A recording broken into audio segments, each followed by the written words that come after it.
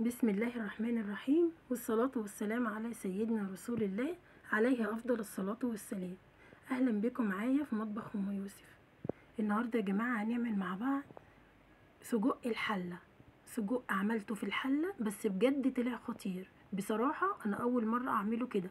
أنا بعمله على طول في صينية أو في طاسة، بشوحهم كده كله مع بعضه، ودي لأول مرة أنا بعمل سجق في الحلة كأني بطبخ بالظبط. بس النتيجة طلعت هايلة، كان طعمه بجد تحفة. قلت لازم أعمله وأصوره لكم. شايفين شكله؟ تاكليه بقى مع مكرونة، طبعا تسلقي مكرونة وتحطيه مع المكرونة، او تعملي شوية رز ابيض وشوية سلطة، ان شاء الله هيعجبك. طعمه خطير وكمان اقتصادي جدا، ورمى معايا بسم الله ما شاء الله اللهم بارك. يلا بينا نبدأ، وهقولك الخطوات خطوة بخطوة، وان شاء الله يعجبك وتجربيه معايا. انا هنا حطيت حلة على النار وحطيت فيها شوية من الزيت، شوية صغيرين من الزيت، يعني ما تكتريش زيت، علشان طبعا هو بيطلع السمنة والدهون بتاعته فبتزيد قوي. شوحته بقى كده، بس طبعا انا ما قلبتوش خالص، انا سبته كده على النار لحد ما هو يستوي ويبدأ يمسك نفسه، وبعد كده هبدأ اقلبه. شايفة بالشكل ده كده، ولا فك معايا ولا اي حاجة، واللحمة بتاعته متماسكة زي ما هي. هبدأ بقى كده احط البصل والفلفل اللي انا مجهزاه. انا مقطعه بصل ومقطعه فلفل رومي وكمان فلفل حامي، بس الفلفل الحامي ده اختياري، يعني لو مش عايزه تحطي فلفل حامي بلاش، مفيش اي مشكله، مش هيأثر في الوصفه. الفلفل ده بس للناس اللي بتحب الحاجه تكون حراقه شويه. وانزل بقى كده بالفلفل والبصل، وهقلب بالراحه، يعني مش هحاول اقلب، ما تقلبيش بسرعه كده ولا تقلبي جامد، علشان برضو نحافظ على السجق بتاعنا يفضل زي ما هو متماسك بتقطيعته كده بكل حاجه في الحله. هقلب كده تقلبتين. والله يا جماعه يعني اكله طلعت خطيره بالظبط، كأني بعمل بسله، بعمل فاصوليا، بعمل لوبيا، يعني بجد هي مفيش فرق بينها وبين الاكل التاني. هنزل بقى كده بفصين 3 من الثوم، طبعا دقاهم في الهون، وبرضو هقلبهم كده مع بعض. وبعدين بقى هنزل بالتوابل بتاعتي.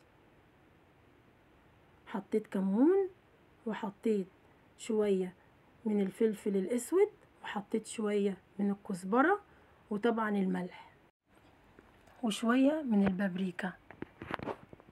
وهقلب بقى كده كل ده مع بعضه. وهنزل بالطماطم اللي انا ضربتها في الخلاط. انا ضربت حوالي 4 طماطميات كده في الخلاط.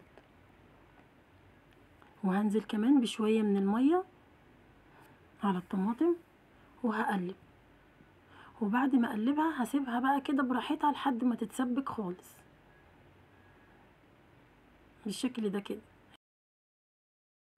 اغطيها ويا دوبك 5 دقايق، هي مش هتطول لان انا مش عايزاها تتسبك يعني بمعنى تتسبك، لا يعني الطماطم دي تتقل كده معايا اهي.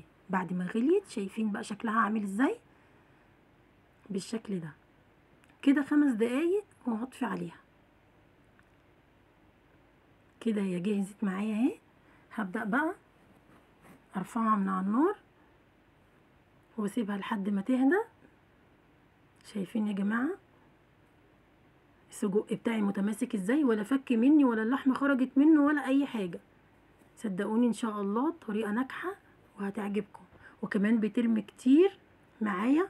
وبعدين يعني يبقى غير الطريقة اللي احنا على طول بنعملها للسجق، يعني تغيير. هي فكرة حبيت اوريها لكم، بحيث ان انتوا لو زهقتوا من الطريقة القديمة اللي انتوا بتعملوها على طول، ممكن تعملوا الطريقة دي وانتوا براحتكم.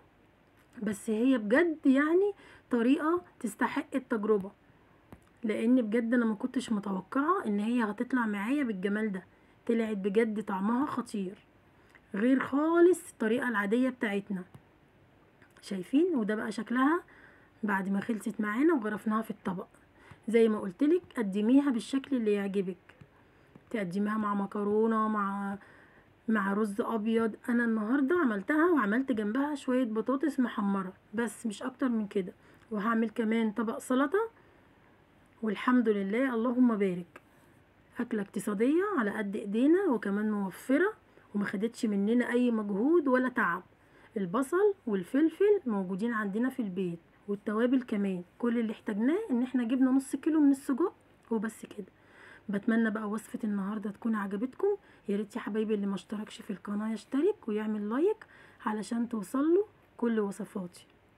والسلام عليكم ورحمة الله وبركاته.